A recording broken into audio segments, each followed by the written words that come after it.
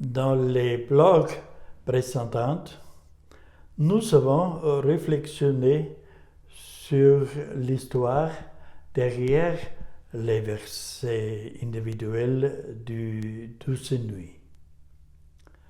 Tout a-t-il déjà été dit? Non, pas du tout, pas longtemps. Le sujet aujourd'hui, Joseph Moore, le prêtre. Il y a beaucoup de belles légendes, des légendes qui touchent assez sur Douce Nuit. Mais chez Douce Nuit, c'est un peu différent, n'est-ce pas? N'est-elle pas plus que belle? Devrions-nous demander des philosophes, des théologiens ou peut-être des artistes?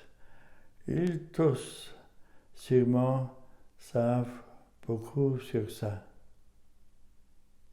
Mais moi, j'aimerais prendre un autre chemin avec toi. J'aimerais rencontrer les deux créateurs de Douce Nuit, le prêtre Joseph Moore et le maître Franz Xaver Gruber. Aujourd'hui, je veux voir, ou mieux dit, je veux me rencontrer le prêtre Joseph Moore. Dans les prochains blogs, nous allons rencontrer le maître Franz Xaver Gruber. Et dans le bloc suivant, juste avant Noël, avant de réfléchir sur la rencontre des deux. Imagine-toi, il y a bien 200 ans, en 1792, quand Joseph Moore est né, ici à Salzbourg régnait encore un archevêque en tant que prince spirituel. Était le gouvernant sur terre et ciel. Mais la bourgeoisie, en temps, a commencé à s'émanciper après la Révolution française. Les institutions, les traditions développées au cours des siècles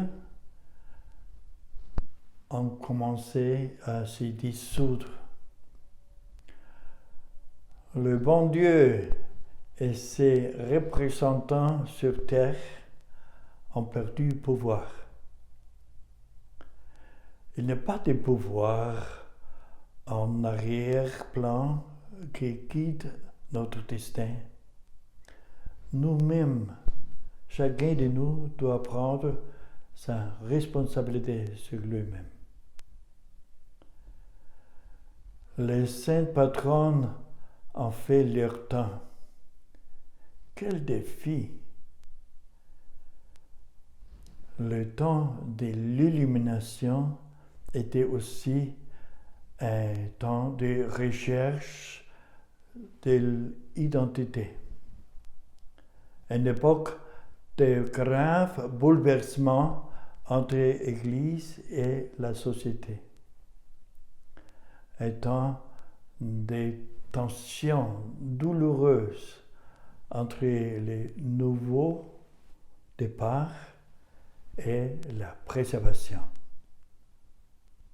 Joseph Moore était né dans la ville de Salzbourg. Sa mère, Anna Schöber, était célibataire. Elle avait nombré comme père le soldat déserté Joseph Moore aîné. Et le parrain était le riche bourreau Il voulait faire quelque chose de bien aussi.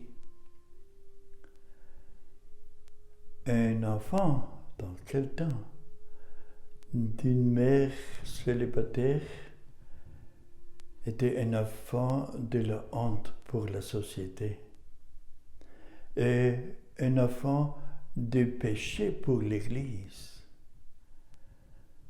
Anne a dû payer une demande pour ça. Anne avait déclaré dans le protocole pour Nicolas, ça veut dire le protocole des buts, qu'elle avait commis un crime charnel sur le Munchberg. Quelle humiliation! Et Joseph Mohr est né dedans de cette circonstance. C'est le monde d'où viennent aussi les petits criminels. Est-ce que tu veux juger Anna? Non, non. Nous nous ressentons pour elle, n'est-ce pas? Qu'est-ce qu'il y a derrière ça? Dans l'âge de 8 ans, Anna a perdu son père. Il était commis au sel à Hallein. Juste dans cet âge, quand les désirs comme jeune fille se sont réveillés, avait tellement besoin de lui. Mais maintenant, comme ça, elle restait seule avec ses rêves. Lorsqu'elle a déménagé dans la ville de Salzbourg, a perdu aussi ses amis à Hallein. À Salzbourg, ça a gagné la vie comme tricoteuse, mais le désir d'amour a resté. Nous ne savons pas si Anna a traité gentiment le petit Joseph. Mais l'amour, que peut-être ne consiste que dans le désir, l'a fortifié tellement le petit garçon que cet amour est devenu musique dans le petit Joseph. Sa voix était tellement belle que le vicaire du chœur de la cathédrale l'a découvert pour le chœur des garçons dans le monastère de Saint-Pierre à Salzbourg. Et il avait facilité une éducation. Et comme ça est arrivé à la prêtrise. Si c'était une décision complètement volontaire, on ne sait pas. Mais comme ça, Joseph Mohr était un musicien pur sang. Quand il a eu 12 ans, il a joué déjà dans l'orchestre universitaire à Salzbourg avec la violine. Une femme pour sous confidence en moi-même, en soi-même. Et quand les choses à Salzbourg sont devenues très mal pendant la période française 1809-1810, Himmler, le vicaire, n'était plus en condition de le financer. Comme ça, Joseph Mohr a gagné sa vie comme musicien dans le monastère de Kremsmünster. Mais là, il était enregistré comme garçon sans parents. Seulement était nombré le vicaire Hindley comme père adoptif. Pourquoi ça? Joseph Moore a-t-il nié sa mère? A-t-il réprimé son origine? Je crois ces côtés sombres dans la vie sont simplement tabous. Un musicien connaît tout le monde, Dieu et le monde ont dit.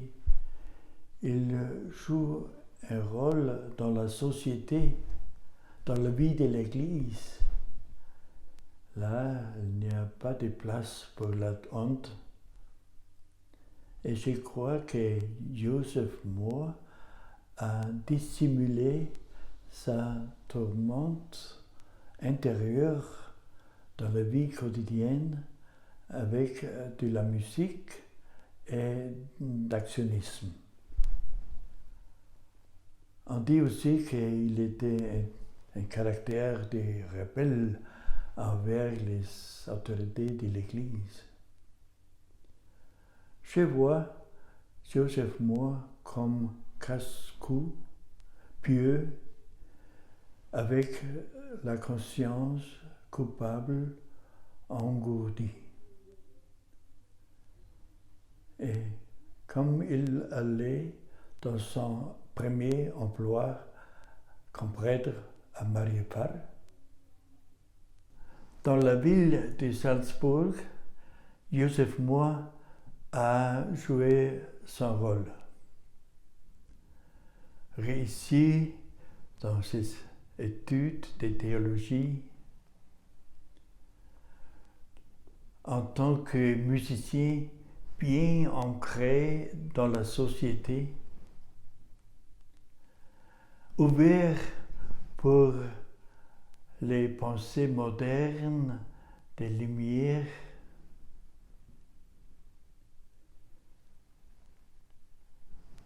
considéré comme un prêtre en herbe. Et maintenant, à Mariupol, les amis de Salzbourg, tellement loin, maintenant seuls dans le presbytère froid. La vie à la campagne pénible, travail agricole et les compagnons prêtres, peut-être, qu'est-ce qu'ils ont pensé sur cette jeune prêtre avec ses pensées modernes qui est venue de la ville? Je crois que la simple piété des pèlerins qui sont venus de tous les longs à Mariupol lui ont rappelé de ce que vraiment compte dans la vie. Mais peut-être ça a demandé, qu'est-ce que je fais maintenant avec ma théologie? Maintenant, dans la solitude, toute sa histoire personnelle qui l'avait refoulé tout au long de sa vie s'introduit maintenant sans pitié. Qui suis-je? Qu'est-ce que je peux? Qu'est-ce que je veux? Toutes ces questions, un seul tourment. Sa vocation et ses idéaux de prêtre, son désir d'amour, tout cela sûrement a attiré son cœur. Je suis bien sûr qu'il a pleuré beaucoup pendant des nuits. Couché, accroupi dans le sol avec des douleurs, seul, abandonné par aucune théologie. Mais voilà, il y a une petite lumière loin. Je ne suis pas seul. J'ai un frère, un petit enfant impuissant comme moi dans les bras de sa mère. Les douleurs de naissance se sont transformées en joie et la théologie a pris vie. Je ne suis pas un enfant de la honte, je suis un enfant de l'amour. Et Joseph a célébré cette joie dans un poème, Douce nuit. L'avait écrit pour lui-même, pour soi-même. Et 2 ans après, quand il a trouvé un ami, l'avait partagé avec lui. Franz Xaver Gruber, enseignante à Arnstorf. Nous allons le rencontrer dans les prochains blogs.